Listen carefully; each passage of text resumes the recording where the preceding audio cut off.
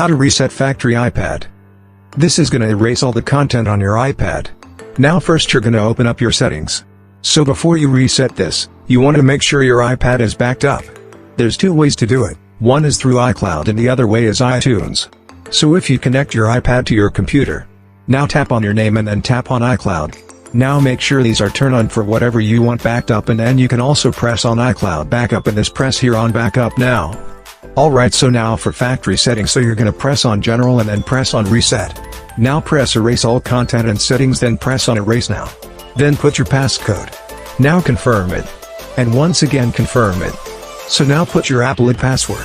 So after you put your password, just press retardant. It may take some time to reset. After that you see hello screen. That's all.